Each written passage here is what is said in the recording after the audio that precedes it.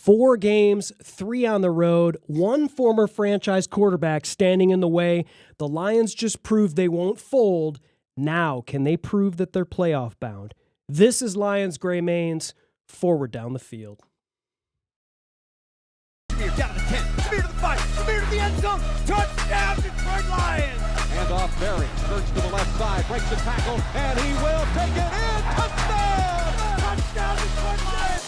That's what I'm talking about. It is caught. Touchdown, Detroit Lions. Amon-Ra St. Brown. Oh, baby, what a play that time. Aiden Hutchinson read that and blew it up. Big time stand by that defense. All right, Lions Gray Mains family, welcome back after the mini bye following Thursday night's Dallas win.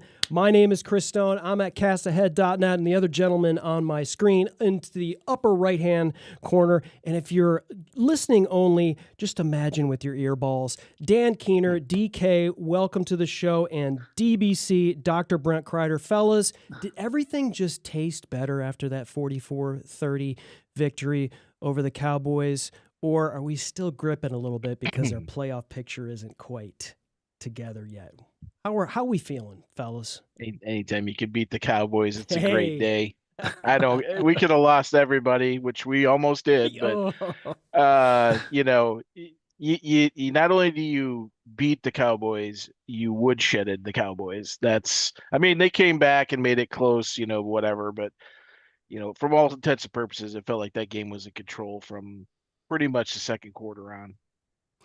Yeah, I think I was ready to just have Tom Kennedy be the MVP by about the third quarter. Brent, how about you? I know you were at the game.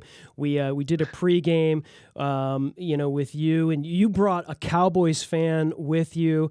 And were you giving them the business at the game? You guys are friends. You probably weren't, but how did that go with your friend there at the game? And what was the vibe there?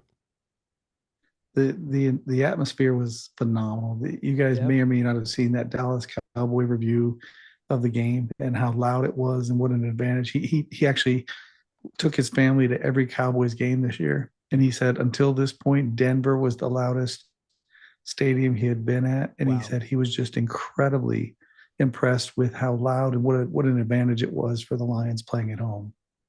Yeah, and so the crowd was just going nuts. Amon-Ra came out. That was what I was going to ask you about St. Brown. I mean, that was, we were talking to you about it. You were sending us videos, and you were showing him working out, and right away they go right to him, and it just seemed to right from there. It just never seemed really kind of in doubt. I know there were times where we were like, what's going on here? But seeing that stuff live, seeing Gibbs live with that 3 touchdown performance, any thoughts, I guess, what was the decibel level, Brent? You always give us the DB level. Yeah, it was up to like 117, not quite to playoff time, but it is 117. I mean, you can get some ear damage from 117 decibels. And I'll tell you what, when Amon-Ra St. Brown played the way that he played, it was a huge lift to the entire Lions team. The guy couldn't get out of bed on Sunday. He reportedly was not able to even get up and walk. He had crutches after the game, and he came out there and the guy never looked faster. I mean, it was amazing. Yeah. He didn't even have a hitch in his giddy up there. Yeah. Played a fantastic game. We are going to need this Sunday against the Rams. We're going to need Jamo, however we pronounce it. Ohioans pronounce it Jamo, and some of us pronounce it Jamo, and Gibbs. And then how about Monty? Monty came in and was dragging defenders before he finally broke loose and scored. And we're gonna absolutely be in a situation this week. We can win this game, but we gotta make some plays, and we'll dig into the specifics defensively. But the offense has got to be on fire this week again. Yeah, I got to hand it to Dan because he pretty much called it with the way the Cowboys play defense, the way they scheme with their whatever it is, 5-2 or whatever they've got going. It's got to be quick hitters. And that's exactly how that Demo touchdown worked. They squirted Panay right in between, and Demo was into the second level before you knew it. Broke tackles, and there he was in the second level. So Dan, let's switch over to the Cowboys game and the defense. The defense made adjustments midweek. They showed improvement. There's no doubt about it. You saw AQM getting 3 sacks. I know we gave up 30 points, but that's, listen, there was no team hotter in the NFL than the Dallas Cowboys. And that was a game that we absolutely needed. But maybe break down what you saw on the defense, and we'll talk about the Branch injury, eventually. I know DJ Reed didn't have his best game, but he did finish with a pick at the end. But from a defensive perspective, I know that was something we were kind of worried about with Dak and everything. It helped, obviously, that CeeDee Lamb went out with a concussion. It certainly don't cheer for anybody's injury, but that certainly helped when he wasn't on the field. Any thoughts on how our defense played, Dan? I mean, it was what we thought. It was going to be a shootout. Both teams' defenses have been struggling as of late. Dallas is almost a mirror image. They didn't get home. They were like the Lions. They had lots of pressures and hurries and, stat stuffing things, but they, what did they sack Goff one time? So we got to Dak 5 times, which was great. The keys to the game, we've been struggling the last 6 weeks, whatever. No sacks, no turnovers. And what did we do? We got turnovers and sacks, and that made the difference in the game, and Shep made a few adjustments. Lacey had been somehow got promoted to be a starter mid-season, and then he just kind of didn't do anything, at least on the depth chart, and he was announced a few times. He was a healthy scratch. AQM came back. Makes you wonder if he had a nagging injury or something that was bothering him, but he came back and played great. That's what you expect. Hutch, I saw a lot of idiots blasting him. Oh, he's a pressure guy, blah, blah, blah. It's like the dude, he generates so much open space for the other guys in the line. Yeah. And finally, AQM took advantage of it. No one has been taking advantage of it. Davenport looked a little bit better this week. He's still ramping up. He's essentially coming on training camp for him. He was hurt for so long. He was better. McNeil played better, being back to where he would. And that's the thing I noticed. Guys, other than Amik, guys were back in their, they had time to be in their position, and they looked more comfortable this week, playing the position they're supposed to be in. We didn't have Aleem McNeil playing defensive end a ton. I mean, he was out there a few times, but you brought him back inside where he has an advantage in the interior. He's not as explosive from the outside. So AQM, very explosive.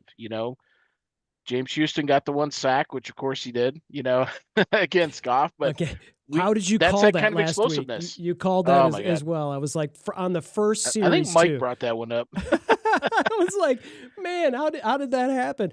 I don't know. It is what it is. But hey, that's all they got. But that's to the point of Houston, that explosiveness that he showed as a rookie, and he showed at least on that first snap, he didn't really do. He got around him a few other times, but we've been lacking that explosiveness from the outside. And I didn't notice, maybe Brent, maybe you did, was, how was the alignment? Were we still super wide 9, or did it feel like he brought those guys in a little bit closer to the interior of the line?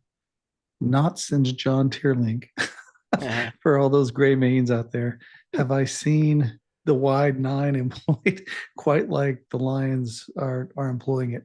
Aiden Hutchinson was 6-7 yards, it seemed, outside the tackle. Yeah. And wasn't the wide 9, wasn't that a Terrell Austin thing? No, it's John Tierlink. Remember Tierlink had it, and then it was also our whoever the Browns defense coordinator is, our former head coach. He brought that with him. Jim, when he came here as well. Jim, you're talking about the Browns defensive coordinator. Yeah, he had run some of those concepts. Schwartz be with you. Titans, right? He come from the Titans. But yeah, Tierlink is the original one that brought that into the league, and it's great when you have an outside pass rusher, but the problem is they're trying, and what Shep was doing and was killing us the last 4 or 5 weeks. He's got these guys out there. He's trying to loop around from a wide 9. You can't do that. It takes too long. The ball's gone by the time that anybody was getting anywhere close. And we saw. Did we have a safety get a sack or a cornerback? I believe we had Campbell on Jack the Campbell, on the the on the almost near safety. Jack Campbell. Oh yeah, And everybody Campbell, got wide. AQM, It McNeil. got wide, and Jack Campbell burst through the Yeah. middle and hit him. And they showed it in the stadium. He was literally, the ball was that much outside of the end zone when he hit him. I'll tell you, watching the game live, I thought it was a safety, and I thought, oh man, we're getting hosed. Yeah. And then when I saw the image, it was he definitely had gotten the ball across. The place went nuts. It was the hit him outside, but that's another side effect of guys playing out of position with Branch not being able to be Branch. Mm-hmm. Branch is a hell of a blitzer. Had been a hell of a blitzer. Yeah. And we just weren't able to use him in that role the last several weeks because he's had to play back and play safety. Free safety, strong safety, whatever it is, with Kirby out, and then with the other guys getting nicked up and dinged up. He just simply wasn't able to blitz because you're playing shorthanded and he has to play back, so you lose that as an option. That's one of our most deadly sacking combination is a safety blitz or bringing a linebacker. And it was nice to see them play that way. Now granted, they were out there, they were without their left tackle, and they've had some struggles. But hey, you're supposed to do that against teams that struggle. So. Yeah, you guys were talking a little bit ago about points, right? The Detroit Lions are number 1 in the NFL in scoring again, which we all anticipated that being the case. The Dallas Cowboys have given up 386 points, almost as much as the Lions have scored. So, and the Cowboys have been scoring points like crazy. If you look at their schedule, they put up a 44 burger. They've scored over 30 points multiple times. And so, to give up 30 points to this high-powered offense shouldn't surprise anybody. That was their average, right at their average, right? 29.3 points a game going into that game is what they scored, and we were 29.2. And to your point, they were 30th going into the game at 28.5 points given up. So, and in the previous 4 weeks, they're giving up 28 points to the Chiefs and winning, 21 points to the Eagles, 16 points to the Raiders, and 17 to the Cardinals. So, they were holding teams down. Yeah. But Chris, you hit on something that's incredibly important in this whole thing. Those quick hitters, what we used to call gapping the defense. Whams. When you're whammo blocks, etc. Those quick hitters. Yep. Quick dives. Yep. 32 dive, 31 dive back in the old days. The Lions did that so effectively. Yeah. And you guys know I've been jonesing for Frazier to get some playing time. You saw what I've seen, right? And he is just a big mountain of a man, and he's like a bear. The way he moves is very nimble. He's raw, and that's why Campbell was urging so much caution earlier in the year. But when he got a hold of somebody, and I unfortunately wasn't able to see it real time too well, but I did go back and watch the game. And when he got his hands on people, and the way he moved off blocks was very fluid. And I think we got another mahogany, and I missed. He gave up a pressure on his first snap, and after that, he just locked it down. And the other thing, your point on that, Brendan, the quick hitters, it helps those young interior linemen. They don't have to sustain those blocks nearly as long. And you're not asking them to do something outrageous like pull across the formation to get a guy before your running back gets there, on a long handoff. Because these D linemen are so good nowadays. These guys are just animals, and they're so athletic. They're in the backfield, and they know if someone's pulling, they just ride their hip because they know they're going to take them right to the play, And I think it was a really well thought out game plan and executed, which is more important, which we haven't been doing. It was a well executed game plan. Well, and you got to hand it to Hank Fraley and Dan Campbell's ability to scheme around these limitations. I mean, we're down guys. here. We've got young guys. Ratledge is certainly looking like the future. For sure. Glasgow's back, but I mean, he's Glasgow at center. It's not exactly his best position, but all these limitations. And you talk about not asking these guys to do too much, Dan, but I did see Tristan Colon out in front of Jameer Gibbs for a touchdown. So they like when they need to ask him to do these things, you've got third string guy, not even a guard, more like a center, just versatile guys actually out there making plays on that thing. So talk about how Hank Fraley and Dan Campbell are working with these guys, and Mahogany, his clock is back this week. We're not going to see him against the Rams more than likely. It's probably going to take a few weeks to see him back. Where's Frazier now? Like, are we going to be is he going to be the starting guard here, or are we going to kind of see what we saw? What do you guys think? Are we going to see what we saw last week? He's filling in where he's filling in right now, but I'm almost certain that Frazier is our right tackle of the future, and Penny Sewell will kick over to left tackle when Stecker retires. Unless we draft a stud. Wow. Exactly what I was going to say. Yeah. Yep, so Frazier's going to go to right tackle. That's the call, really? Well, remember Frazier. Well, remember Frazier played right tackle, right guard, center, and left guard. Wait, no, he played every position but center. Sorry, every position correct but myself center. there. Yep. And he is, as I was describing, where our chatters tonight, as he was describing the offensive line, Campbell over the last few weeks, those long, slow developing runs, and kudos to Dan for pointing this out. We lost so many yards. You would see Gibbs, who is an explosive runner, taking a handoff and hitting off tackles, slow developing plays, and he lost a lot of yards on those slow developing plays. So I think one of the keys is to look at the film and look at what the 49ers did so well against the Rams.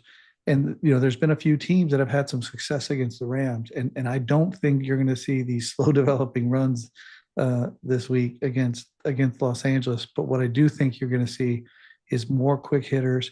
I love the play action and the short passes that the Lions ran. I really wish we had Sam Laporta. I know, Dan, you want to talk a little bit about tight ends, but we, that's the other piece to the running game on those long, slow developing plays to the outside. These tight ends are not guys that can sustain blocks on the edges.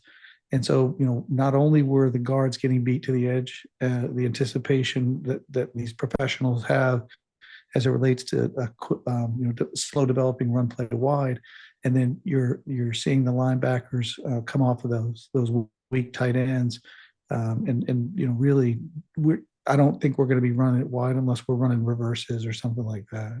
And that's a good point. The tight ends, you saw they switching to tight ends away from everything else, right? They use more of Big Skip in there as a blocking tight end, right? And Fursker out-snapped Dwelly, and Dwelly's now gone. So that's an interesting development. You've got basically Dwelly and Rucci, who we claimed off waivers 2 weeks ago, on the active roster, along with Big Skip being the number 3 tight end, essentially the blocking guy. A couple of guys on the practice squad in Ricci. So we have a Rucci and a Ricci. And then we've got Horton Here's a Who is essentially a fullback tight end combo H-back guy, that is a rookie. So, we really don't have a lot of tight end depth, and we don't have a lot of receiving capabilities at tight end right now. So, excuse me, maybe it's time we start seeing, was it Jackson? Was it Meeks who they brought in that we thought maybe would get some slot tight end slot play possibly? Yeah, Jackson Meeks. I'm a huge fan of his, but can he play actual tight end? Like, he's a great, he needs to run possession. The routes. He doesn't need to play tight end. Receiver. He needs to play the route that the tight end is running. Yeah. And but Yeah. are you tipping your hand when you're bringing him out as a tight end, right? So it's kind of crazy. Wanda, thank you for joining our show. She's got this question.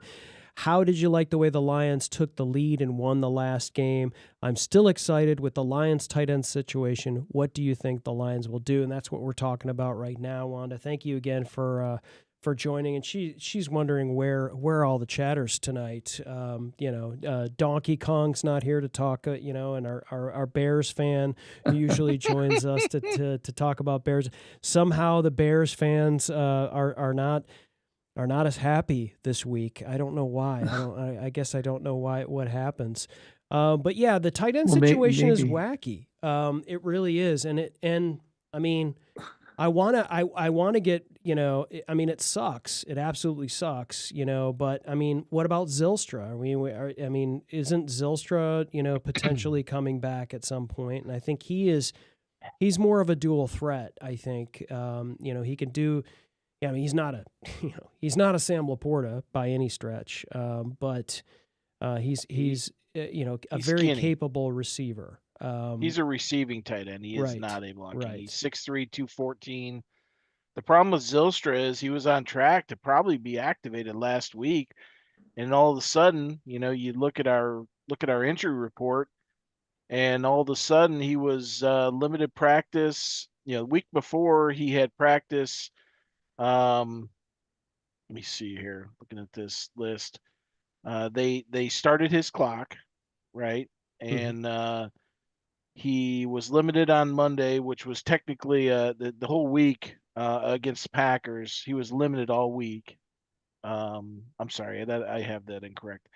He was limited against on Monday, and then no practice, downgraded to no practice on Tuesday, stayed there Wednesday, and then was marked out as well. So we don't know if it's the same knee flared up that he had the injury with that kept him out, or if it's something new popped up. We've had that happen a few times with guys that they were set to come back, and all of a sudden they just shut them down. So it's hard to say. Clearly they're going to roll with an offensive lineman.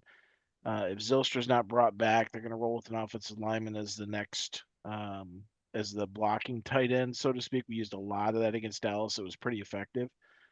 Brent, to your point, Dallas, I think you mentioned it last week, right? They traded for a couple of guys. They got the D tackle, right? Quinnen Williams, is that his name? They got two tackles by trade, right? Yeah, from the Jets and the Packers, and right. the Parsons trade they got. And when they picked up the kid from the Jets, that made their run game defense, like that 3 games was, it's not, granted some of the competition wasn't exactly, world beaters running the ball, but they held them to like under 100 yards, and their point totals came down. They did a nice job those 3 weeks.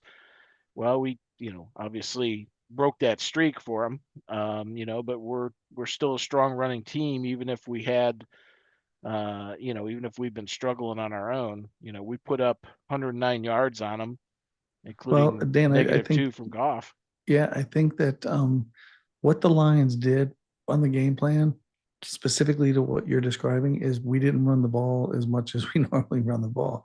Gibbs only had what was Gibbs's total? It was very Gibbs low. was 12 carries, 43 yards. So he averaged 3.6 yards a carry, but 3 of those were touchdowns. So yeah, and the other thing is he had a lot of receptions. They did a great job with those little routes out of the backfield. 7 of them. And so, if you can't line up and run against defensive tackle, and by the way, the Cowboys now have one of the best defensive tackle duos in the NFL. With Quinnen Williams is one of the best. He's a multi-year all NFL defensive tackle. And so I'm sorry. what do you do? I'm sorry. Who? Quinnen Williams, the Jets. I didn't hear his name called the other night. I'm sorry. I know because we didn't run right into him. Like we had done against a lot of teams in the previous weeks. Yeah, no, I got you. I was playing along too. But the Lions game plan, right? They didn't find a strength in it and try to exploit a strength. They found a weakness and exploited a weakness. There you go. meaning, Jameer Gibbs, I think it was the first play of the game where they just ran him out on a little hook out of the backfield completion. He juked a guy out of his jock strap. And, that happened multiple times in the game. When you get Jameer Gibbs one-on-one with anybody out in space, I think you're going to be at a distinct advantage. And so back to, this is all related, right? Yeah. The tight end play, the long stretch runs, the quick hitters on the run, using Jameer Gibbs in the right way. And then, frankly, bringing in Monty and people commented on this when he hits people, it makes a different sound. Oh yeah. That guy is carrying, cement trucks in his legs and he is really powerful. And so I love the game plan. I mean, I'm still a big fan, as you guys know, of starting Monty and running him down their throats a few times, but they played to that strength and didn't run Gibbs into the middle of the defensive line multiple times against two great defensive tackles. And the Cowboys have decent linebackers. And frankly, I think the Cowboys would be, I said decent. I didn't, their fans did not appreciate Kenneth Murray getting his jock left on the field. because he was chasing number 0 all around the field. I think I brought that up in my write-up. Well, Bland's a safety, so I know, but he got faked out worse than anybody. He did. Yeah, I mean, the middle of their line, once they got past the defensive line, we wrote that. I wrote that in my write-up, and I think we might even touched on it during the pregame when Chris and I were talking about how their linebackers. Murray's just a big dude. He's like 245, and he's like a 4'6" guy, right? So he's okay, but he can't handle a guy like Gibbs, and even a shifty runner like Monty. So unless you're running him right in a hole, right, and meeting that linebacker. If he fills the hole, that'll work. But even their outside guys are youngsters, and that's part of the problem. I think one of the starters had three games under his belt. So, well, what I was going to say was that the Cowboys, I think, have more of a scheme and a coaching issue than they do a player issue. I think they have a general manager issue. Well, that's it starts at the top, right? But the Cowboys have players. They have their president and owner, CEO, founder, all the titles that he has, trying to call plays for the defense and interrupts what they're trying to do. So they've got back office and coaching issues as much as anything. But it was a good football team. It was a good win. I feel really good about the game plan. And so what we're going to have to see this Sunday against this Rams team, because this Rams team is good defensively and offensively. And so, continue to adjust. What is it that the 49ers did so well to score 28 points, 31 points, and how do the Lions match that and exceed it? Because we have much better players holistically with, because Purdy was out and they were playing Mac Jones in those games. We have a much better quarterback than they have. So it's going to be interesting to see what we do. And thanks for popping the tail of the tape up there, Dan, because to see this side by side, it tells me that the Lions, match up well with the Rams. And it's not just a matchup well, like scheme wise, our defensive scheme does help negate some of what they do. I mean, they're a heavy pass, they can run the ball. Clearly you can see it, there's offensively we're ahead, but if you look at those numbers, they're not that far behind us across the board, right? Defensively, they're kicking our butts. Now, if this was 4 weeks ago, we would be ahead of them in every single category. We've just got on a run of just giving up way too many points and yards and, every other game, and it's really impacted our defense. But if our good defense shows up, we've got a pretty good shot here because our linebackers, those drag routes they like to use with their running backs and Puka coming across the middle. We got guys that can cover the tight ends, so we do match up favorably with them if everyone's playing top of their game. Yeah, so, look at the how many categories offensively and defensively. The Lions win every category except 3 offensively, and the Rams but win it's not that far off, guys. Like so, yeah, so they're very close. These are very even tight. Though you're seeing a lot of green, and for those that are just listening on the audio podcast, we're looking at the tail of the tape. These are rankings for offense and defense for Lions versus Rams. And you're seeing a lot of single digits on both sides here. So these are you're looking at a clash of teams that are even though one may be, you may see a lot of green on the Lions side in terms of offensive ranking. Rams are not far behind on the other side, and defensively, it's pretty close. I mean, if I'm looking at this, it kind of looks like a wash to me. And yeah. I think what it comes down to is this, guys, is these injuries, and I think we've gone, we're 31 minutes into the show tonight. We haven't mentioned that we have another All-Pro that is down for the season with an Achilles in Brian Branch. And this is a massive injury, and it's gonna kind of send shockwaves through our secondary. And we've got Matthew Stafford that's going to be chucking the ball around.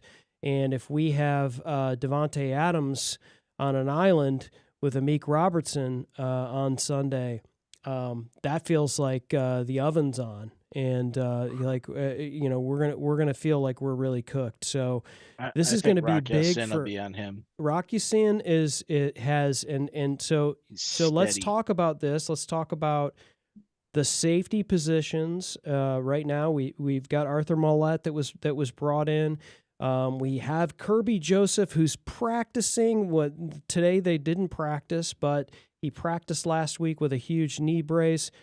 Like I'm not going to be super hopeful that Kirby Joseph's going to play against the Rams, but it's a possibility. It certainly is a possibility. They wouldn't practice him if they didn't think that there was a possibility of him making an impact this season.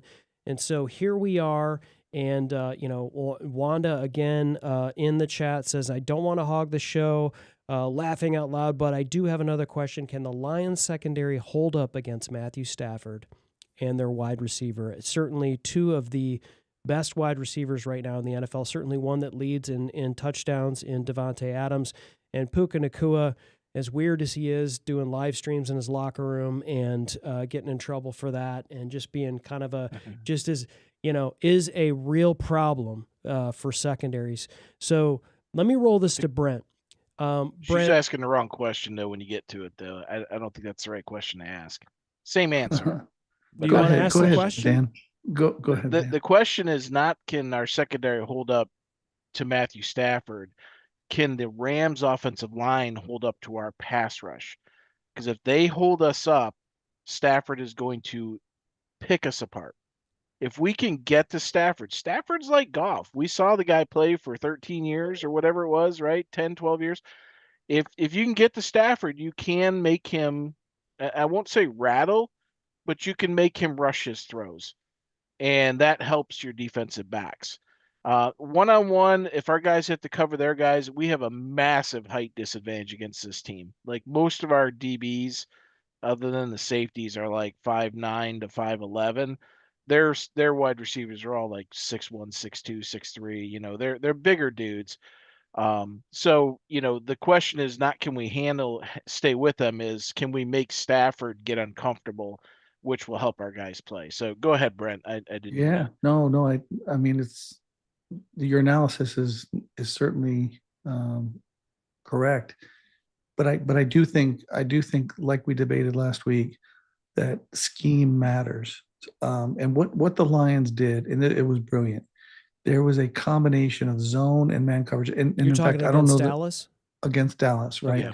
And I think it created a lot of confusion on Dak's part. You could see his unease, and there wasn't a ton of pressure on Dak.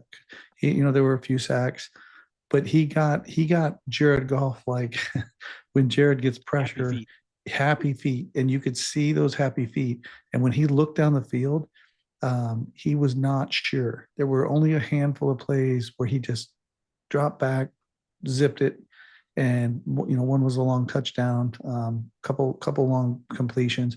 But what the Lions have to do again this week is very similar to what they did last week, and that is a combination of zone and man, putting Stafford in the uncomfortable position of trying to diagnose quickly whether they're in zone or man. They'll use some motion, right? They'll use some motion to see what to give Stafford a hint of what kind of coverage they're in. But in the end, what's going to happen is the Lions are going to have more sacks than they had this past week against Dallas. Do you know what we won't have to do this week, though, Brent? We won't have to spy the Yeah, quarterback. that he's not going to run, and that means that one of our linebackers is can drop free in to coverage or better yet, blitz. Yep. And I do think that's going to be another major part of this. So scheme, the ability to put pressure on Stafford. I think Dan and Wanda are both correct in that the Lions have to hold up in coverage. And look, Brian Branch loss, to go back to your segue to this part of the conversation, Chris. It's a huge loss. I mean, who recovers fumbles? Who knocks, Peanut Pudge knocks the ball out more than anybody. He is the heart of the defense. However, we did lose him one game this year, and how well bring that up. the defense play when Brian Branch was out. And so, you and I think we're on the side of the fence, Chris, that was the best Lions defensive effort of the year. And Dan, I think, just was quibbling with it a little bit, nothing major, but he gave us our props that it was a good defensive effort.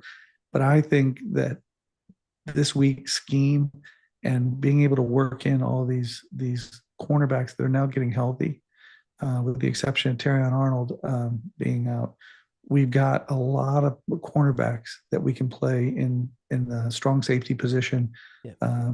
I hope that our safety that got the concussion is able to play this week. Yeah, Harper. He's my biggest concern, to be honest with you. Yeah, because can't do anything about Branch. Well. You mentioned him last week, Dan. To your credit, he played really well. He's not Terrion Arnold. He's not Brian Branch. He's not Kirby Joseph. But he's steady. He was a huge part of the Tampa Bay Legion of Whom. He was. Thomas Harper was. He kind of quarterbacked that defense. Did well. They trust him back there. So, but I don't know if we can count on him if we have, Daniel Thomas or Arthur Millette. Although Millette was a part of the Legion of Whom too. Millette got better. I made fun of the dude, but he did get better as he played. Mm-hmm. We didn't have a need. We had roster constraints, so he had to be let go because we had more DBs on the roster than we needed, and we had needs at other positions, so he had 5 tackles and a big time pass defense that game against Tampa too. Yeah. So, Yassine, he can play a little safety potentially in a pinch if we have to. I like him at corner though. I mean, I like him at corner too. I much prefer. See, here's the thing though. Millette and Namik play the same position, right? They're both supposed to be nickels, right? Because Millette doesn't have long speed to play outside corner. He's got better quickness, short speed, and he's a little bit bigger dude, so he's good for tight ends, right? Covering those guys. I would almost prefer to see Reed and Yassine as the outside guys, maybe rotate a Meek in a little bit, and then use a Meek and Millette as nickel and dime guys. That's interesting. Just to get the best guys on the field and put them in a position to succeed, because Amik has just been getting picked on like crazy. And honestly, Reed got picked on as much as Amik against Dallas. And Reed had a tough game against and it wasn't, some couple of those catches, those guys were in pretty good position. It was just great throws by Dak. It happens, but again, at the end of the day, who gives a shit if we win 44-43? I don't care if we get 43 points as long as we get the W, right? We don't get anything for style points. Yeah. If that's what it takes to get through, so be it, right? We might have to, Dan. We might have to. Remember, guys, Matthew Stafford is the king of comebacks. He's in the top 10, certainly, of all-time quarterbacks at comebacks. So we don't want to find ourselves in a position to where we're up, by less than 9 points with a minute left in the game. Let's just not go to prevent. We know what that is. Yeah. Listen, Detroit Lions prevent you from winning, right, Brent? Stafford has had an amazing season. There's no doubt about it. But we have all experienced many years of Matthew Stafford, right? Yeah. He's been amazing for the Detroit Lions too, but every once in a while, boy, Five picks in a game. that pumpkin comes out, man. Yeah. And Yeah. It absolutely comes out, and it's a head scratcher, and we've seen it at times during games for the Rams as well. Like he's not perfect. And he's had a fantastic season, and the Rams look like the best team in the NFC, maybe a favorite for to win it all for sure. But I mean, I don't know. He can't be that great every single game. He lost to Carolina. I mean, he threw 2 picks, like you said, right? He had a bum game, and he also had a fumble that got lost. He had 3 turnovers that game, and they lost.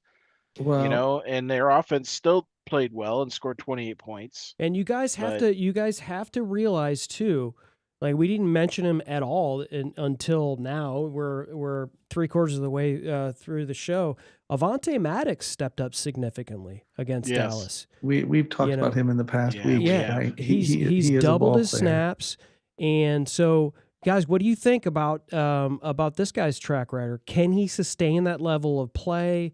I mean, is he kind of a flash in the pan, or do you guys feel like he's a legitimate solution for us? I mean, they've had a week to prepare for him or anticipate he's going to be in, right? It's like anything else. How many times have we knocked out a starting quarterback and then got burned by the backup because the guy has a completely different skill set than what we planned for all week? Well, Maddox, he comes in as a replacement. He plays decent, but all these guys, they have dossiers on every one of these guys. So if you're going to go in and expect to see a guy come in and become a starter and fill in long term, they're going to know their weaknesses and strengths. And while the game plan during a short-term fill-in mid-game might not have exploited it, you can bet that the next team's, if there's a weakness they can exploit, especially if they have a favorable matchup, they're going to take it. Yeah, we haven't even talked about what I think is the most important element coming up against our secondary. Devontae Adams and Puka Nacua, big physical receivers. And what we were just talking about is how do the Lions match up against the Rams? Now the key here for us is to make sure that they don't get deep. Devontae Adams, I was watching the Rams game the other day, just a little bit of it, and I saw him get deep a few times. That over the top coverage has got to be there. Whoever ends up playing safety, free safety, has got to make sure that they're over the top, and that's where Kirby would be so valuable in a game like this, because who came over the top to intercept, and Aaron Rodgers' career in Green Bay is Kirby. It picked him up I think 4 times in his last 2 years in Green Bay. And so, I don't know what Kirby's status is, but we have to assume he's out. But who's going to play that over-the-top coverage on Adams and Nacua? And the Rams have a couple good tight ends that Stafford likes to throw to as well. They've got 2 really good running backs. Corum started to come on. He's just a little he's so small, he gets behind the tackles. I couldn't even see him a couple of times running through those holes. And Williams is a stud. So it's going to be a task. We've got to stop the run. We've got to make them one-dimensional, and then we've got to make sure that we don't let those big hulking receivers get open deep, because they will and they can in most games. So those are what I think our safeties and our cornerbacks are going to have to be confronted with, is how do the Lions match up. And I think you're both right. I think Rocky Sin is a stud at corner. He's a playmaker. He's a blood and guts kind of guy. So Dan, I mean, how do we match up there, or Chris, either one? How do we match up with those big receivers while still simultaneously being able to shut down those short tight end? I think we go man on man on those guys. We're in trouble no matter what we got. Those are high level wide receivers. It's about the scheme. It's about how much pressure we're getting on Stafford to prevent that. I think it's not about, is this Amik Robertson versus Devontae Adams, or this is Rocky Sin versus Puka Nacua. This is how the same way that Calvin Shepard schemed that defense at Tampa just do your job, and hopefully get it right. And for the most part, guys, we're going to have to outscore them. We know that there's going to be times where Puka Nacua is going to get free, and we're just going to have to, I hate to say it because this reminds me of Matt Patricia years, but don't break, right? And hold them to field goals when they get down to the red zone, and maybe we can outscore them. These guys are not freaking gods, okay? I didn't say that. This you guys are talking like they're these massive 6'5", 4'3", 4'2" guys. They're short. They are mid-sized dudes that are slower than hell. I've seen Puka run over guys. 4'6" guys. They are not super fast. They are a product of this system.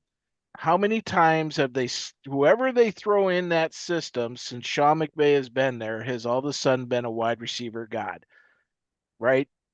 Just name them off. It doesn't matter who it is. Whoever's in that role, in that Cooper Puka Nacua role, that Cooper Kupp role, they're going to be the dominant wide receiver almost out beat there. Calvin Johnson's record, right? Well, but again, that's how the system feeds them, and it gets them open and creates the opportunities, right?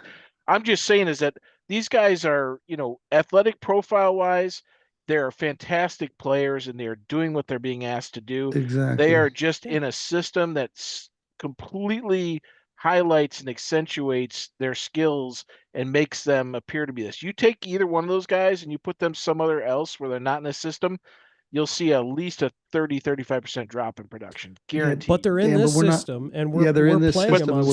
So again, week. So to get to my point, where I was going with this, you guys are talking about how much bigger they are, and they're going to run us over.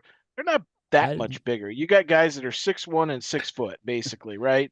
They're I don't know, what are they, 200 pounds, 212, 210? 215. They're not like it's not like we got a Meek trying to cover, Calvin Johnson here, right? So as long as we work the system against these two guys and our DBs cover their routes, we can be okay.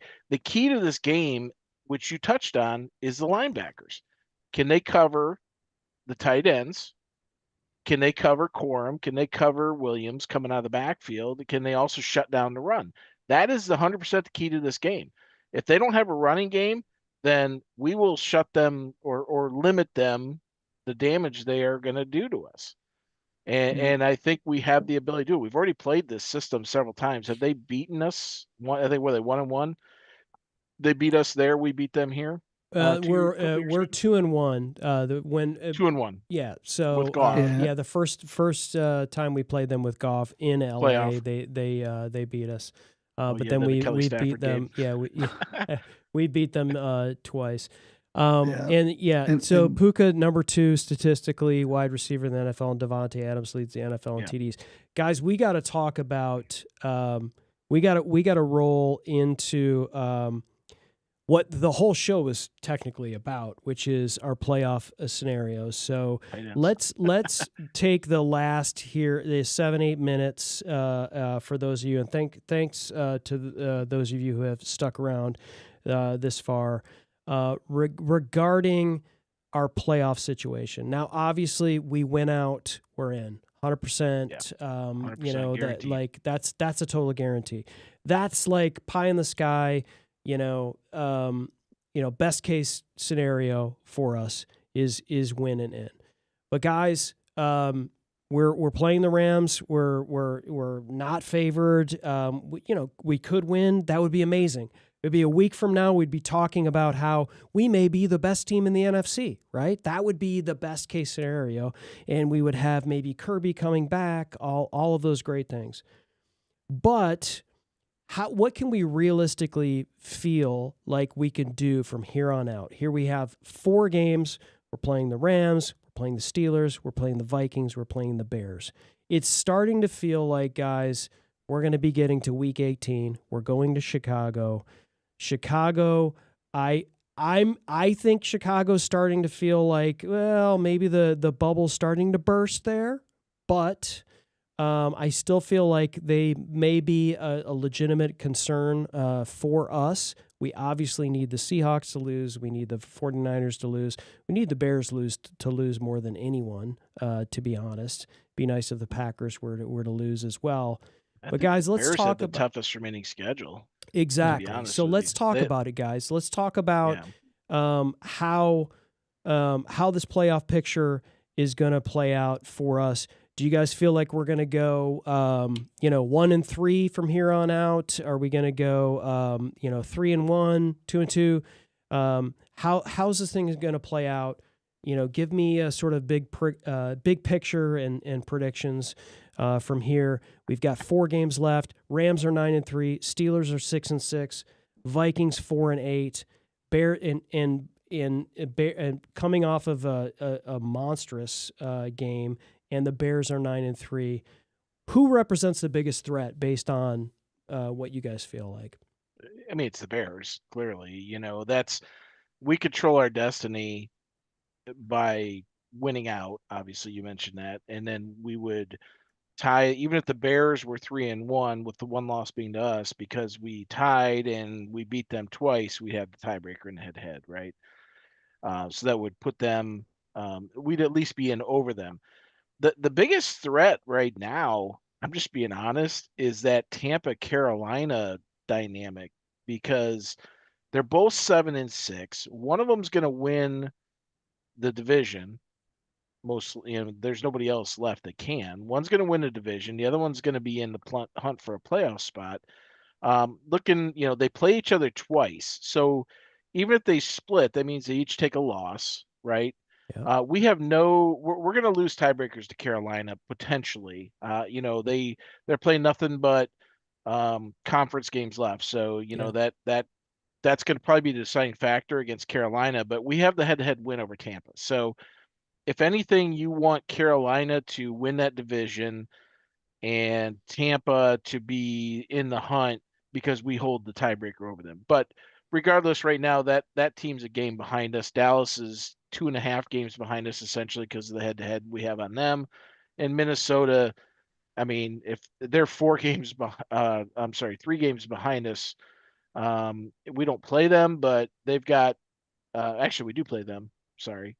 But they've got Dallas and Green Bay as well as the Giants. So, but again, Chicago's the key, right? They've got Cleveland. Shadur's, he ripped up an awful Titans team, so everybody's, calling him the next coming and so on. So maybe he is. And, let's hope he has another great game and their defense lights up Caleb Williams. I mean, I can't see Cleveland beating Chicago.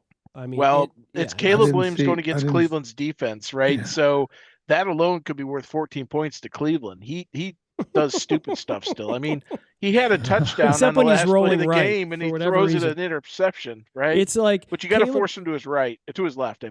Williams is like the he's like the new Johnny Manziel. It's like backyard, snap the ball. Okay, this guy's not open. I'm scrambling. Let's just go long. It's just, if he's off schedule, you never know what you get. And I look at him as a point guard that's a right-handed point guard that can't go to his left hand. That's what I look like. You force that guy to his left, and he is going to do something stupid. If he throws it, you're going to have 3 outcomes, and 2 of them are going to be really good for you. So all right. So Chris, back to your question. Yes. Your question was, what's the biggest threat to the Detroit Lions? Let's go. The biggest threat is not winning all 4 games. Okay. Think about this. I mean, look at the graphic. Like what? Look at the graph. Well, I'm going to break this down. Okay. All right. Go. Yeah. So here's the problem. The problem is, if you don't win all 4 games, you don't control your own destiny. There are a series of routes that it would take and dependencies on other teams to win and lose games that we have absolutely no control over. This is what Campbell's preaching, no doubt. And you're in control of, right? If we don't win this weekend, we give up, unless the Bears lose as well. And you guys already hit on this. The Bears have the toughest schedule of the remaining teams, with the exception of the Cleveland game. Yeah. And who expected Cleveland to beat Green Bay? Cleveland beat Green Bay because of their defense, as Dan said. So take these games 1 game at a time, win each game, and you control your destiny. So the threat is the schedule of looking too far ahead, getting out over your skis, and not focusing on what's right in front of you. The Lions lose this week. They put themselves in a really difficult situation, because I do agree with the points that you've been making, and when we discussed before the show, the Chicago Bears are no pushover. They are a good football team. Caleb Williams is the biggest weakness at this point. They're running the ball. They're running the ball. Their defense is very physical. They played a very tough Green Bay team in Lambeau Field last weekend and should have won the game. They had every opportunity to still win that game. So us in Chicago in January, with Jared Goff and the hamburger helper gloves, that's gonna be insane. He should actually get a sponsorship deal with Hamburger Helper, right? And put Jesus Christ. Hamburger Helper. So the bottom, I'm not hedging, because I mean this. We do not want to go to Chicago in January having to win. Listen, I think everything's, if we don't go 3-1, last week we said we need to go 4-1 with the anticipation of a loss to the Rams. Yep. If we go 3-1 during that time frame, I guess that was 2 weeks ago, we'll be fine, right? The worst case scenario is a Chicago loss, and it's a 76% chance of getting in. Based on the chart that Brent provided. I'm sticking with that.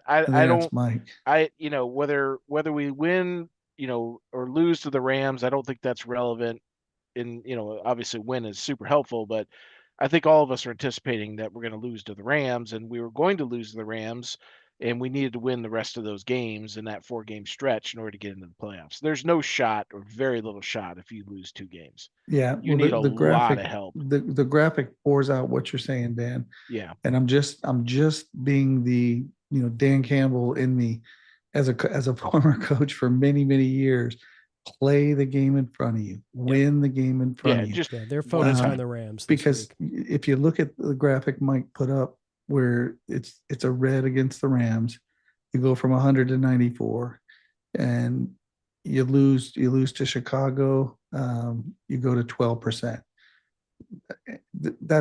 You do not want to put yourself in a position going into the Bears Stadium, in the frozen field with the long grass, and having to get your brains beat out by a very physical Chicago team with a raucous crowd. That's my only point. And so I'm not hedging. I'm saying this is a very important game to control your destiny. And look, the Bears could easily lose 3 games here. Lose 3 games. I anticipate them losing at least 2 of those games, maybe even 3. They could lose all 4. I mean, who knows? They've been playing with fire. That team has been winning because of turnovers all year long. And, and when they're not doing turnovers, they're playing, they're catching teams at good times, and they do have the last place schedule on top of that. So, they're playing well. If anything, they'd be a team that next year you look at, well, if they play a harder schedule, they, depending on what they do in the offseason, they might drop. They said that about us a couple of years ago too. So, I'm not going to listen. If we lose to the Rams, the sky's not falling. We control our destiny. Well, even with the loss to them, we still have the other 3 games. Minnesota, we never should have lost to them in the first. Well, we can't there's too look many past what them, ifs. though. We can't Philly, look past them. Minnesota. Well, I don't think we're going to look past them. They kicked our ass. I sure hope we don't. You know what I mean? We've got a Steelers team that we kind of assume, but they are a very hungry team that are absolutely in it. Fighting for a playoff. Steelers are kind absolutely fighting. They beat a Ravens team that we are not the Ravens team that we thought they were. We beat them as well, but I mean, you can't look past Aaron Rodgers, and you can't look past the Steelers and the Vikings. But I will say this: the Vikings game that we play is on Christmas, and we have kind of a mini bye with some extra days in there, where the Bears do not. The Bears play, I believe, on Sunday night or Monday night after Christmas. So there's going to 20th. So we do have an advantage, a bit of an advantage there. Hopefully that plays into it, especially if that's a playoff and or division is on the line for for that game. Guys. Yeah, one last point, Chris. Yep. The Bears played 3 out of 4 games at home. Oh, okay. Well, we play 3 out of 4 on the road, so. Yep. You know what? I mean, that used another- to be a big thing for us, but you know, like we do pretty well on the road. You know, I'm talking about the Bears. I'm not talking about us. Right. I'm saying, they listen. Caleb Williams is 50-something% completion. They're going to have bad weather, and if they are forced to throw the ball, he better pick up the completion percentage, or they're vulnerable. That's it. All right, folks, thanks for sticking around for the show tonight. We are Lions Gray Mains. Enjoy the games this week. Who's playing Thursday night on the Amazon Prime game? I don't even know. Isn't it is it a game that we care about at this point? Tell you in 2 seconds. We should talk about the rooting guide for everyone before we close out. Thursday night game. Which week is this? 15 we're in now? Yeah, it's going to be Falcons Buccaneers. So go Falcons. On Amazon. So here's your rooting guide, ladies and gentlemen, for the upcoming week. We want the Falcons over the Buccaneers. We want the Browns over the Bears. We want what other games here? The Raiders over the Eagles. Right, that would be nice. Minnesota plays Dallas, so we want. Yeah, I'm I not guess sure. we want the Vikings. We want Minnesota. We want Minnesota. We got to root for Vikings. I think we want Dallas to win that game because we have a head-to-head over those guys, but they have that half game. We have a 2.5 game lead on them. If they can can beat Minnesota, then they put them out of their misery. Yeah. Okay. Minnesota's on life support, right? And then we're going to have Grandpa Rivers and the Indianapolis Colts over the Seattle Seahawks. I want to bring back Antonio Gates. If they get to bring back Phillip Rivers, why can't we get Antonio Gates? Maybe that Branch spot's going to finally. Maybe that Brian Branch spot's finally going to go for Gronk. You know, they've been talking about bringing him in for 10 years now to the Lions. Maybe we're finally going to get him out of retirement. And he should be in decent shape. He's not too far gone. Insane. Gentlemen, it's been a pleasure as always. And folks, thanks again for joining Lions Gray Mains. And as always, go Lions.